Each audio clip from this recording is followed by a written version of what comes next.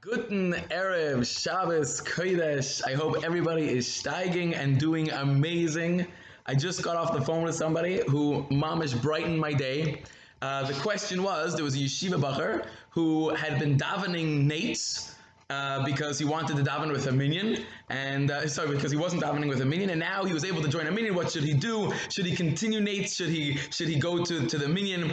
And these are amazing questions because Klal Yisrael is steiging. We are meeting the challenge, and some people are doing phenomenally. I have heard from so many people that the learning is doing amazing, the davening is doing great, and we just have to keep it up. We have to find these bright spots and latch onto them and go and steig. Klal Yisrael is really doing amazing.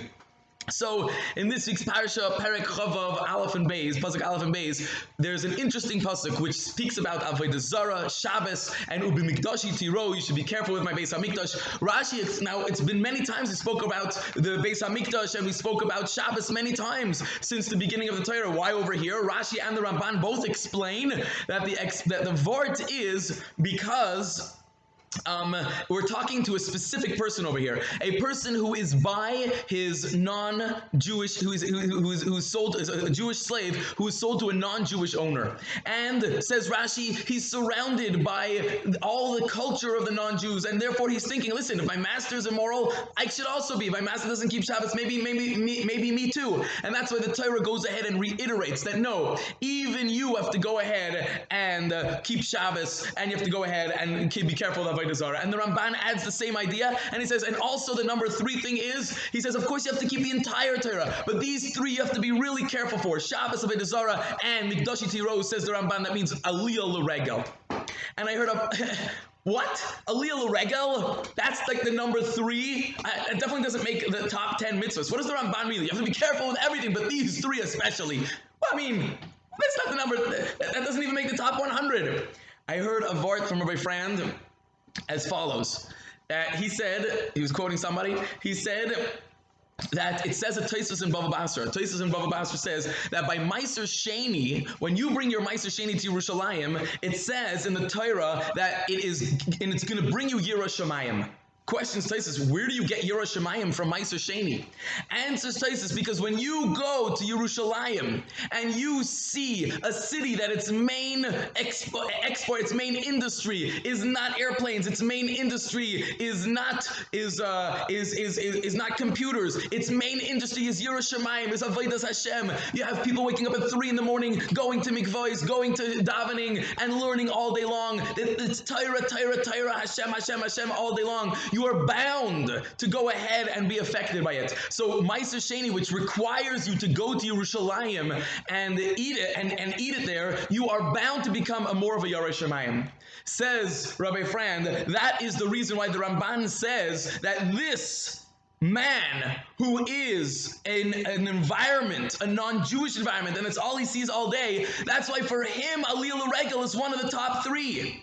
Because he is surrounded by a culture that is not conducive to Avodas Hashem. So at least 3 times a year he should try to be makbid on this mitzvah of going up to Yerushalayim and immersing himself in Kedusha and in the Tahira and in Torah and in seeing Hashem and in appreciating what real Kedusha is. Something that we in our generation can get for free just by agreeing to bring it into our house. And that is such an important message for our generation and for our specific time that we are living in right now. Because right now, we are in a matzav, we're in a situation where, you know, it really depends on the culture of your house, is the environment that you're going to be involved in the entire day. A lot of times, you know, during a regular year, you have yeshiva, you go to night center, you go to shul, at least on Shabbos. So you have exposure to other parts of Yiddishkeit, and you have exposure to Hashem. Over here, it's your house. That's going to spell the environment that you're in the entire time. And therefore, we have to go ahead and make sure that that environment is conducive to steiging. And it's conducive to being good. You know, I heard an amazing story. There was an older couple that moved to Lakewood because all their kids lived in Lakewood, and they were from an out-of-town community. And shortly after the move, the father, the grandfather, gets ill and passes away. We now have a grandmother living by herself in an apartment in Lakewood. And every week she would go to a different one of her grandchildren and spend Shabbos there. And then Corona hit, and this is an old lady. We're being very careful with the elderly people, and nobody's visiting her. None of the kids, none of the grandkids. Of course, they're calling her and they're doing all these things, but the mice in the end of the day, it's very lonely. And comes Pesach. She's going to have all the Siddharim by herself.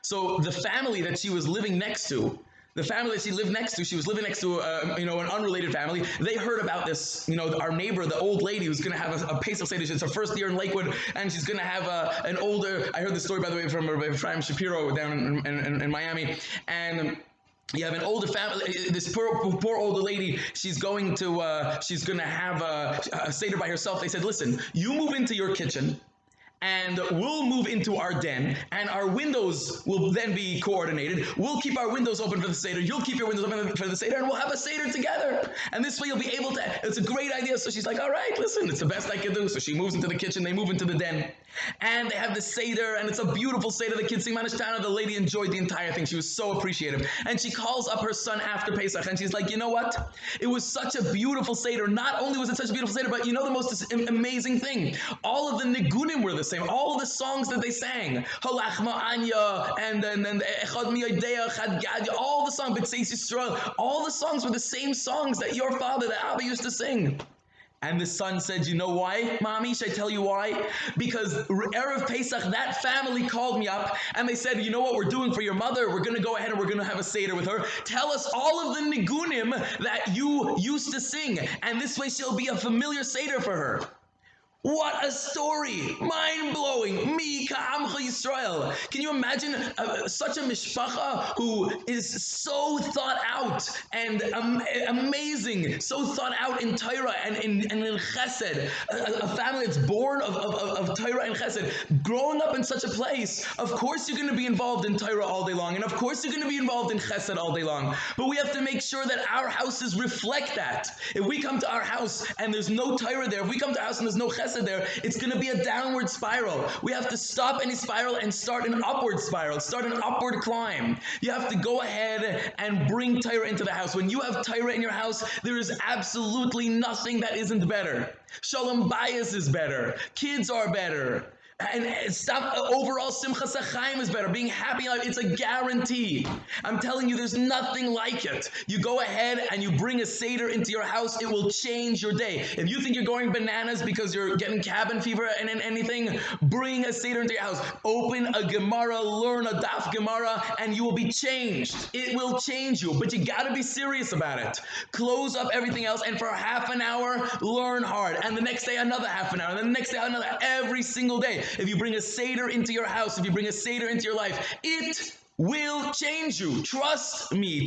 I'm telling you, it will change. It's only half an hour an investment. It's like, take away, it's an investment that will change you. It is something that will bring Kedusha into your life. It's something that will bring Taira and Dveikus, and it will uplift your entire day. Everything will look brighter. It's putting different lenses on your glasses. And this is the type of thing that we have to go ahead and ask for, because if we're in an environment that doesn't have this Torah and we're not exposed to other environments like we generally are during the week, so then it's going to be a downward spiral. We're not going to recognize ourselves after 2 months. We have to go ahead and we don't have a Lila Regel nowadays, so we can't say a Lila Regel is the mitzvah. We have to make that environment that we will steig with, and that's the environment that we have to improve on. We have to create in order that we go ahead and not only will you be happy, your wife will be happy. You go ahead and learn at the table. Learn at the table with the kol. Learn at the table with the chavrusa. I'm telling you, it will improve shalom bayis. You want to improve Shalom Bayis, that's the best way to improve Shalom Bayis, right there. And davening will improve, Shabbos will improve, the Zmiris will improve, and everything will feel better. And I now invite you to have this song, to daven to Hashem as throughout, during Shacharis, during Shabbos, have an amazing Shabbos, sing the Zmiris, feel Gishmak, feel happy, feel Dveikus to Hashem, and daven that you be Matzliach in learning and in davening.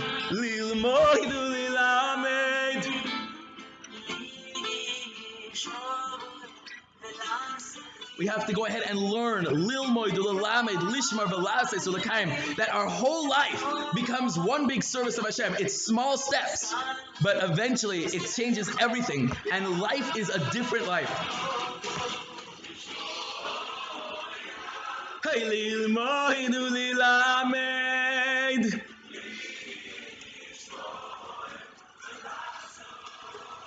But say it's just steps and agreement to go in the right way. But it's got to be firm steps.